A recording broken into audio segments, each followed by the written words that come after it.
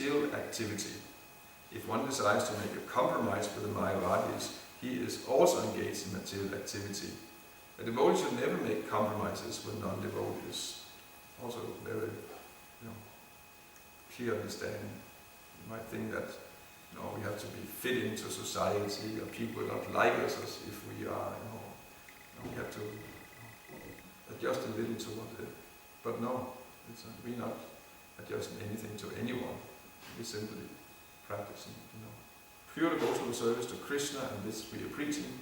And if people like it, they can take it, and if not, we're not going to change anything. That's Prabhupada's mood. And Vaishnava Saraswati's mood. By acting as a professional guru, mystic yogi, or miracle man, one may cheat and bluff the general public and gain fame as a wonderful mystic, but all this is considered to be dust, straw, and grains of sand within the heart. In addition, one should follow regulatory principles and not desire illicit sex, gambling, intoxicants, or meat. To give us practical instructions, Lord Sri Chaitanya Mahaprabhu cleansed the temple twice. His second cleansing was more thorough. The idea was to throw away all the stumbling blocks on the path of devotional service. He cleansed the temple with firm conviction, as is evident from his using his own personal garment for cleaning. Sri Chaitanya Mahaprabhu wanted to see personally that the temple was thoroughly cleansed to the standard of clean marble. Clean marble gives a cooling effect. Devotional service means attaining peace from all disturbances caused by material contamination. In other words, it's a process by which the mind is cooled. The mind can be peaceful and thoroughly cleansed when one no longer desires anything but devotional service. Even though all dirty things may be cleansed away, sometimes subtle desires remain in the mind for impersonalism, monism, success, and the four principles of religious activity, dharma, artha, karma, and moksha. All these are like spots on clean cloth. Sri Chaitanya Mahaprabhu also wanted to cleanse these away. By his practical activity, Sri Chaitanya Mahaprabhu informed us how to cleanse our hearts. Once a heart is cleansed, we should invite Lord Sri Krishna to sit down, and we should observe the festival by distributing prasadam and chanting the Hare Krishna Mahamantra. Sri Chaitanya Mahaprabhu used to teach every devotee by his personal behavior. Everyone who spreads the cult of Sri Chaitanya Mahaprabhu accepts a similar responsibility. The Lord was personally chastising and praising individuals in the course of the cleaning, and those who are engaged as acharyas must learn from Sri Chaitanya Mahaprabhu how to train devotees by personal example. The Lord was very pleased with those who could cleanse the temple by taking out undesirable things accumulated within. This is called anartha-nivritti, cleansing the heart of all unwanted things. Thus, a cleansing of the Gundicha Mandir was conducted by Sri Chaitanya Mahaprabhu to let us know how the heart should be cleansed and soothed to receive Lord Sri Krishna and enable him to sit within the heart without disturbance. End of purport. What a fantastic purport. That kind of sums up the essence of this Gundicha temple, and very, very essential pastime. Prabhupada, of course, gave very clear instructions on cleanliness and set a very high example of cleanliness. Prabhupada said that cleanliness is next to godliness. Without external cleanliness, there cannot be any Krishna consciousness. We may think that yes, I'm a very advanced devotee, I'm a very, very learned, and I can speak so nicely. But in the scene, how clean are we in our behavior, with our surroundings, in our personal hygiene, in our clothes, and so on, and within. But the inside is reflected on the outside. And Prabhupada actually, he was emphasizing so much. He said that actually we should be revolutionary clean. Prabhupada wanted when someone comes to a Hare Krishna temple and they just open the door or enter the area and they're simply amazed that the place can be so clean. It's like, because I said, are we on that level and why not?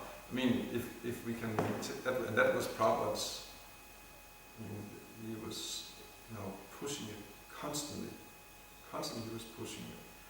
Mayapur, he had his room cleansed 3 times a day. 3 times a day the room was being cleansed. Of course, many people were coming in and out. Still, 3 times a day it was being cleansed. Early in the morning, middle of the day, in the evening, it was being cleansed. Prabhupada had, and he had a nice arrangement that is kind of Bengali tradition, that there were nice carpets on the floor, and then the carpets are covered with clean sheets. I think they had sheets that were sewn together so they fit to over the carpets. And then these sheets are taken off every day and washed, so you put on new clean sheets every day. This is kind of nice. Carpets themselves are very dirty. If you just have a floor carpet and you just vacuum clean it, but never anything else, actually that cannot be clean. Then it's therefore actually we do not really like carpets, but there's this Bengali system with covering the carpets with sheets, and then like bed sheets covering like that, and then every day you take them off and wash them and put on new clean sheets the next day. And as I say, they go together. It's one of the symptoms of knowledge, cleanliness, and it's explained in the 13th chapter of Bhagavad Gita, text 8 to 12. And Prabhupada in the purport, he says there are 2 kinds of cleanliness, external and internal. They go together, but externally we have to keep our body clean by every day, regular bathing, brushing teeth and shaving and so on. Of course, it's actually the other way around, by brushing teeth, shaving, cutting your nails, going to the toilet, then bathing. And that's why we always start the day. That's the first thing we do in the day. That is cleaning ourselves properly, because how can we go and receive Lord Krishna or have darshan with Lord Krishna if we're not clean? And it's actually interesting if you look at Prabhupada's, for example, Prabhupada's letters, and you can make a search on, so please follow the regulated principles. That's one of the instructions that Prabhupada, he constantly emphasizes. We should of course follow the regulated principles, and it's a sentence, or a similar sentence you'll find innumerable of Prabhupada's letters. Please chant, please follow please make sure you follow the regulated principles.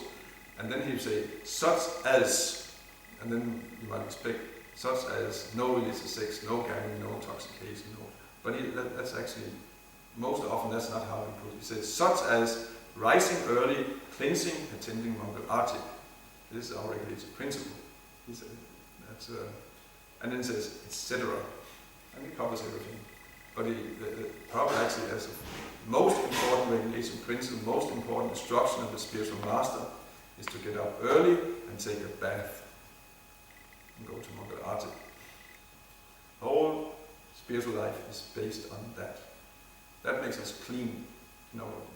Immediately we are up in the morning and we are cleaning ourselves, and actually also once you clean where one has been living, where one has been sleeping, one gets up, one folds one's beddings, mattress or sleeping bag, whatever, nicely together, puts it nicely in its place, and then one washes the area where one was sleeping, and then one goes and one takes a bath and put on clean clothes and put on tilak, and then one is clean, and then one go and receive Lord Krishna, as it says here, in one's heart, and then one can hear the Hare Krishna mantra, one can hear one's rounds, and then one can also cleanse the inside.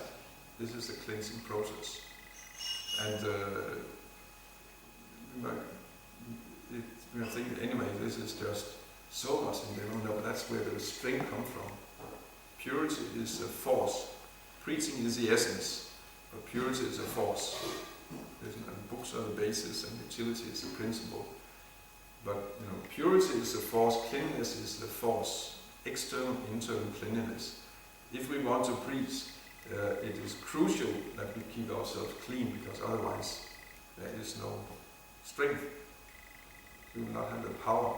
But if we are very clean, then it's like a sharp knife, and we'll be able to cut through people's illusions when we, it will be so easy to preach. So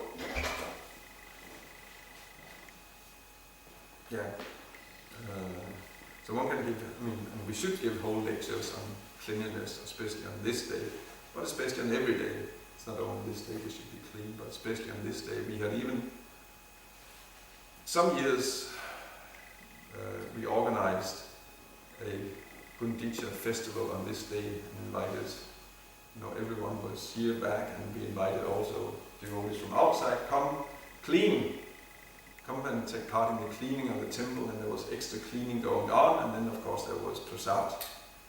Great, and that was, I'm not going to read this, but we'll also see here after that all the devotees with Lord Chaitanya, they have been cleaning, and they've been so ecstatic. Then what? Then there's prasad. Everyone sits down. There must always be prasad. We see here that this is a theme on the general culture of devotees. They have ecstatic kirtans and prasad, and they, and there's so, whenever there's a function, something like that, and prasad, always sit down and take prasad. There's a feast, and I don't remember if there's a description here. Some of the descriptions of the feasts being described are amazing. Of course, there's here, I can just give a summary that Dr. Tanvi, after that cleanses in the Singer temple, inside and outside in the same way. There's a small Singer temple next to the Gunditya temple, and then actually before prasad there's kirtan. Lord Chaitanya starts kirtan, dancing and chanting, dancing ecstatically, and so many things happen. I think actually here, it's described about here. So I think actually is it here that Gopal, the son of Advaitacharya, he faints, and Lord Chaitanya asks him to dance, and Gopal is dancing, and he dances so much that he suddenly faints, and he's just lying there completely lifeless, and the Advaitacharya is shocked, and he comes and lifts him up, and the devotees are crying, and Gopal, wake up. He doesn't wake up, and they think he's dead. But then Lord Chaitanya comes, and he puts his hands on him and says, Gopal, wake up, get up. And then Gopal gets up, and he's happy. So many incidents being described here in this chapter. Any questions or comments? I can keep, for example, I can keep my closet clean and my clothes and the kitchen and stuff like that. But sometimes also other people leave a lot of dirt around. Yeah, I should not. Yeah. So what to do then? You should fight it. Yeah. It's not tolerated. Ignorance, dirty is noted ignorance, and no one should tolerate dirt and ignorance. So it should be. If we ignore it, that's just another kind of ignorance. I just, it's there, but I just have my blinders on, and I don't see it. Well, then that also, then I myself as completely affected as everyone else. Should not tolerate it. And if it's dirty or clean, you may have to clean yourself after someone else, and maybe then afterwards, do something that don't do it again. So it is a strategy. Sometimes if someone leaves dirt, you just clean it, and if they have some culture, then they will be embarrassed that someone else has to clean for me. Then they will clean afterwards. And if they're not cultured, they'll take it for granted. That's nice. They can think someone else is cleaning for me, and therefore I can just continue being dirty. That's a problem many of us we have. We came from our mother used to clean for us all the time. We were thinking that when children grow up, and many of us were spoiled in that way, we think a house is an automatically self-cleaning entity. It just cleans itself automatically. and we don't think that actually there's a mother running around and constantly cleaning and picking up the socks and picking up all the toys that we left everywhere. I had that problem. My mother, she was, I mean, she pushed us to clean also, but I was a little, unfortunately, spoiled there. So that's why actually I have a problem with cleanliness. Also because I'm dirty, basically, inside. A question about cleanliness and health. The toilet over here been smelling very, very strongly of chlorine the last couple of days. And I heard that chlorine is quite toxic, especially Quite toxic. for the brain. It's a very, I mean, not only quite toxic, that's generally the gas they throw out everyone in, like for example, to a certain world on the west front, that's how the gas, you know. So it is quite poisonous, yeah. So that's why we also use it for cleaning, because it cleanses, it kills all the bacteria and germs. And all the people who enter they also get killed. Now we can assure everybody entering the toilet that you will die. The concentrations cannot be compared. No. Personally, I enjoy that smell. Yeah. It's better as that smell of the last years of filth accumulated. Yeah. And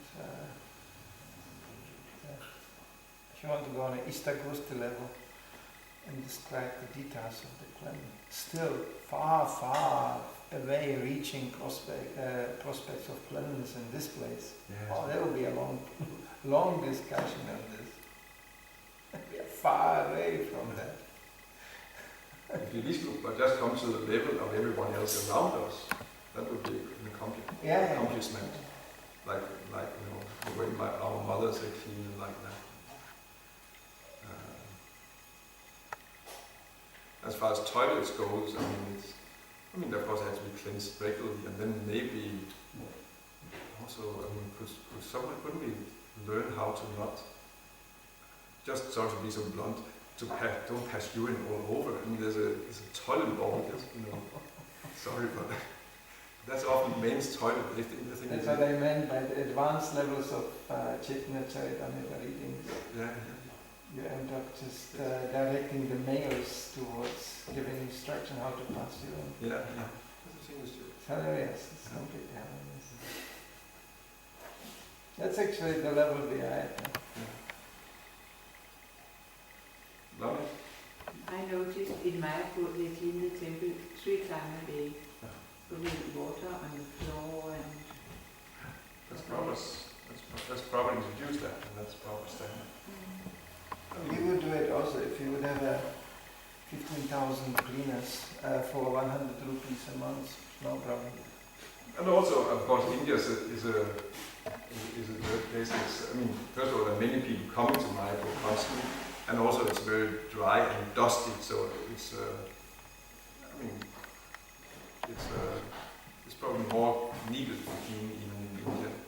But yeah. There's also different concepts of dirt. Like in India, things look very dirty, but it's actually earth, dust, like that. Here, things may look hygienically very clean, but they're extremely poisonous. You know, because the Westerners they deal with such a poisonous substances. So it's another kind of dirt. Yeah. It's not visible, but it has sometimes far more dangerous impact as this kind of earthly dirt. Yeah. Like farmers, they're sometimes very dirty, but they deal just with the natural substances, basically. So they are, you know, the city people look so clean sometimes, but actually they are surrounded by poison on the very start.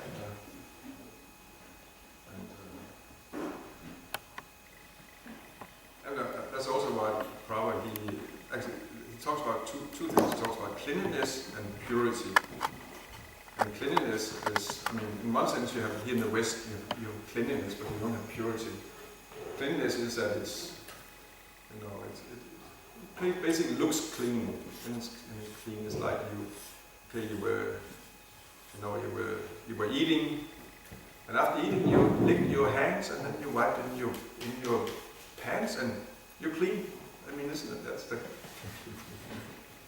Who can see it? But that's not purity.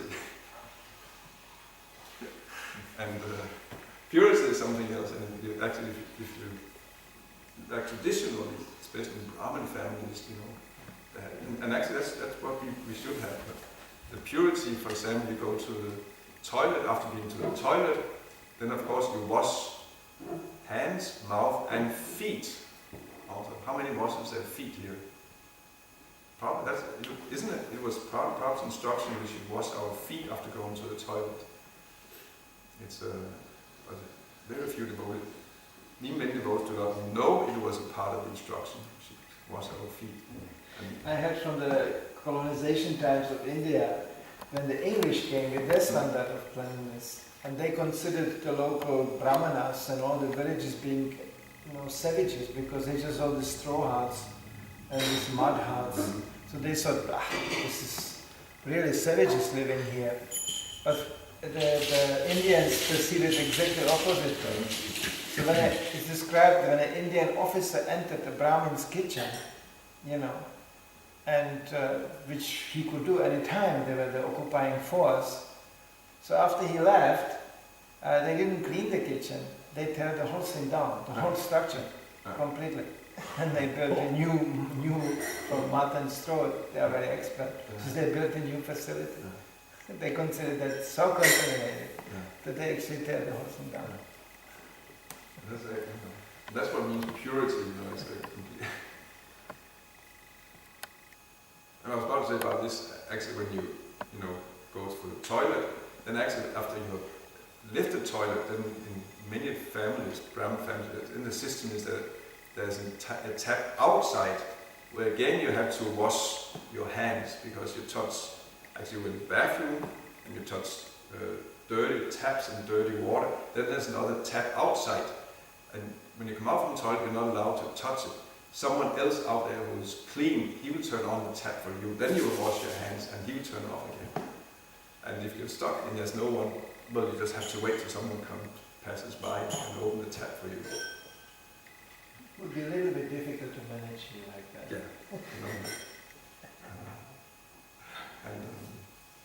And Prabhupada was not impractical or anything like that. But it's just to emphasize, I mean, cleanliness is very important.